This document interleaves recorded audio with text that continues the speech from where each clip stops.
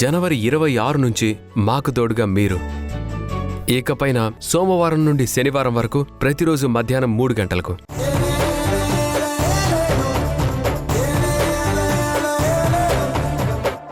ఏంటో నీ లెక్కలు నాకు అర్థం కావడం లేదు. వాడసలు గడప దాటడానికే వీల్లేదని నాన్న అంటుంటే నువ్వు అన్ని ట్రిప్కి పంపిద్దామంటున్నావు. అరే మళ్ళీ మొదలెట్టారా? ఇందాకే సరే అని ఒప్పుకున్నారు కదా. నేనెక్కడ ఒప్పుకున్నాను? నువ్వే బలవంతంగా ఒప్పించావు.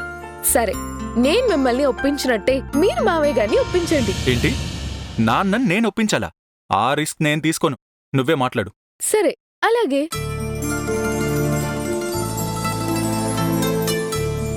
మావయ్య, అత్తయ్య,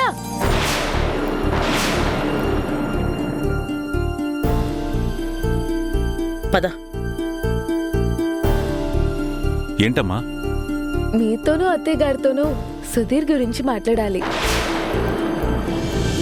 మీరు ఆఫీస్కి బయలుదేరినట్టున్నారు.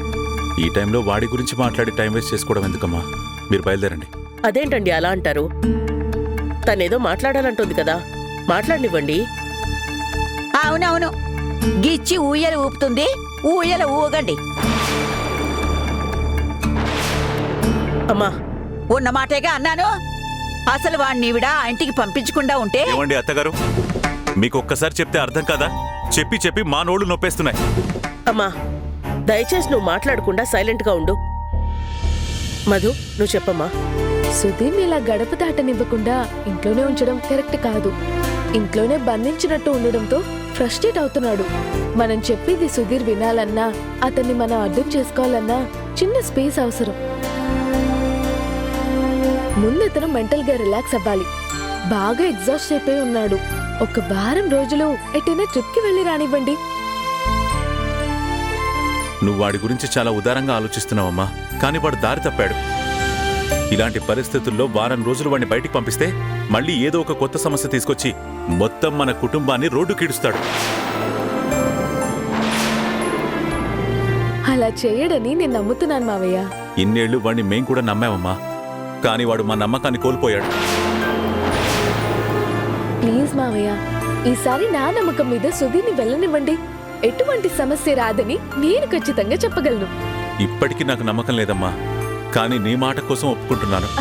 థ్యాంక్ యూ మావయ్య. మేము ఆఫీస్కి వెళ్ళొస్తాము. పదండి.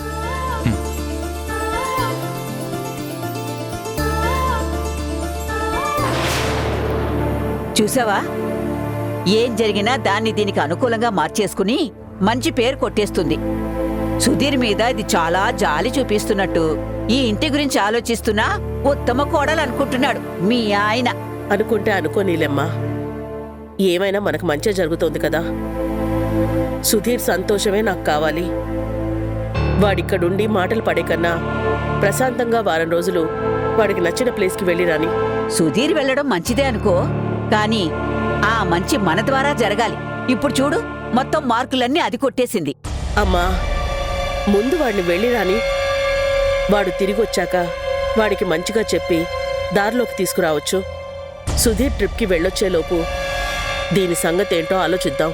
ఏమిటో, నువ్వు ఆలోచించే లోపే అది అనుకున్నది ఆచరించి జామున దూసుకు వెళ్ళిపోతుంది. దాన్ని ఆపలేము.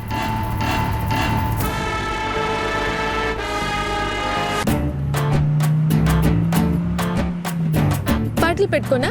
దయచేసి పెట్టుకో. అరే ఏంటి ఆశ్చర్యం, అడగ్గానే ఒప్పేసుకున్నారు. దానికి 2 కారణాలున్నాయి. ఒకటి, నేను వద్దన్నానంటే ఎందుకు వద్దంటున్నారని నీ ఆర్గ్యుమెంట్స్తో టార్చర్ పెట్టి చివరికి పాట పెట్టేసుకుంటావు. రెండోది, ఇప్పుడు మర్యాదగా పాట పెట్టేశామనుకో, పాట వింటూ వస్తావు. లేకపోతే నీ మాటలతో మర్డర్ చేస్తావు. ఏంటి వెటకారమా? కాదు కాదు, రియలైజేషన్. అయితే పాట నాకు సిస్టంలో కాదు, మీరే పాడండి. నేను పాడడం ఏంటి? నేను మాటలతో మర్డర్ చేస్తున్నానా? నేనంత టార్చర్ అయిపోయాను మీకు? నా మాటల కోసం ఎంతమంది చౌకూసుకుంటారో తెలుసా? చెవేంటి, పేకే కోసేసుకోవచ్చు. కొంచెం కొంచెం చావడం కంటే ఒకేసారి చచ్చిపోవచ్చు కదా. పీక పిసికేస్తాను. చెవి కోసుకోవడం అంటే నా మాటలు వినడానికి అంత ఇష్టపడతారని అర్థం. మీకొచ్చిన ఇంగ్లీష్లో చెప్పాలంటే దే లవ్ టు లిజన్. అవునులే, నీ డబ్బా నువ్వు కొట్టుకోకపోతే ఇంకెవరు కొడతారు? కొట్టు కొట్టు. ఏంటి నేను డబ్బా కొడుతున్నానా? మీరే డబ్బా డబ్బా మొహం. ఏంటి నాది డబ్బా మొహమా? నా మొహం చంద్రబింబంలా ఎంత బ్యూటిఫుల్ గా ఉంటుందో తెలుసా? ఆ, తమరే కొట్టుకోవాలి మీ డబ్బా. కొట్టుకోండి కొట్టుకోండి. నువ్వు డబ్బాలతో పెద్ద ఆర్కెస్ట్రానే పెడతావు కదా రోజు. నన్నంత మాట అంటారు మీరు? ఓకే, ఇక మీతో మాట్లాడను. అంత అదృష్టమా నాకు? మీరు బ్రతిమలాడినా నేను మాట్లాడను. హ, అమ్మో, ఆ పొరపాటు మాత్రం నేను చేయను. పొగరు. ఏయ్, ఎవరికి పొగరు? మీతో ఎవరు మాట్లాడారు ఇక్కడ? నేను మీతో మాట్లాడనని చెప్పాను కదా. మరి పొగరని ఎవరినన్నావు? ఇక్కడున్నది నేను నువ్వు అంతే. నాలో నేనే మాట్లాడుకుంటున్నాను. ఏ ఆ మాత్రం స్వేచ్ఛ లేదా? మనసులో మాట్లాడుకో, నాకు వినపడ్డానికి వీల్లేదు. అయితే చెవులు మూసుకోండి. నీకు దండం పెడతాను, ఇంకా ఆపు. ఇందుకే అనేది మాటలతో మర్డర్ చేస్తావు అని. అది మీరు చేసేది. ఒక్క మాటన్నా కత్తితో పొడిచినట్టుంటుంది. ఇంకా నాకు ఓపిక లేదు. ఇంకా ఆపేసి ఒక 5 నిమిషాలు గ్యాప్ ఇవ్వు. నీకు నచ్చిన పాటలు పెట్టుకో.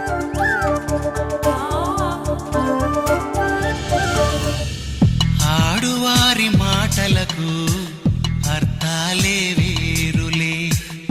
ఆడువారి మాటలకు అర్థాలే కరెక్ట్ రా బాబు, అర్థాలే వేరు కాదు, అసలు అర్థమే ఉండదు. అర్థాలే. ఏమైంది? పాట బాగానే ఉంది కదా. నా ఇష్టం, నాకిప్పుడు వినాలని లేదు. అయితే నేను చెప్పేది వినండి. ఇంకా ఏముంది చెప్పడానికి? అర్థకంట నుంచి వాగుతూనే ఉన్నావు కదా. బాగుతాను. భర్త అంటే భరించేవాడు కాబట్టి భరించండి. భరిస్తూనే ఉన్నాను కదా. భార్య అంటే బాధించేదేగా. బాధించు, ఎంత బాధిస్తావో బాధించు. చాలు చాలు, నా నాడు పోసుకుంది చాలు. మా నాన్నగారు పండక్కి డబ్బులు పంపించారు మనిద్దరిని బట్టలు కొనుక్కోమని. ఈవినింగ్ వెళ్ళి షాపింగ్ చేద్దాం. ఆయన దగ్గర ఎందుకు తీసుకున్నావు నువ్వు? మనమే కొనుక్కునే వాళ్ళం కదా. హలో, మనకిది తొలి పండుగ. అత్తారింటి ఆచారాలు కొన్ని ఉంటాయి.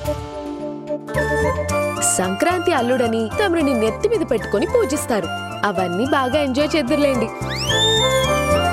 ఈవినింగ్ మనం షాపింగ్ కి వెళ్ళాలి కాబట్టి మీరెప్పట్లాగా ఆఫీస్ అవర్స్ అయిపోయినా ఇంకో గంట సేపు ఎక్కువ పని చేస్తూ కూర్చోకుండా ఓ గంట ముందే పని ఫినిష్ చేసుకోండి. 4 మీ పనులన్నీ అయిపోవాలి చెప్తున్నా.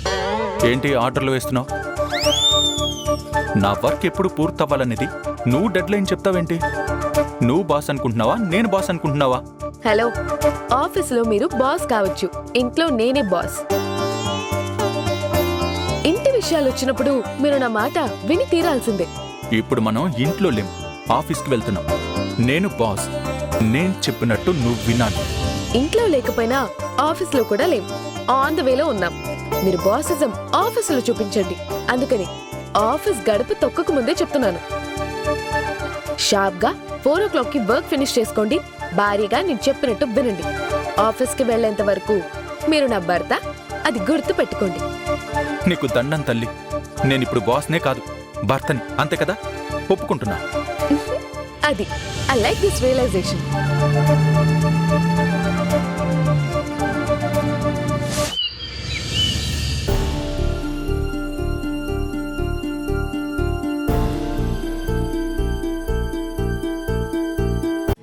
ఈటీవీ ప్రేక్షకులకి నమస్కారం. ఊర్మిళను ఎదిరిస్తూ మేం చేస్తున్న ప్రయాణానికి మీరు చూపిస్తున్న ప్రేమకి కృతజ్ఞతలు తెలుపుతూ ఇకపై జనవరి 26 నుంచి సోమవారం నుండి శనివారం వరకు ప్రతిరోజు మధ్యాహ్నం 3 గంటలకి మిమ్మల్ని పలకరించబోతుంది.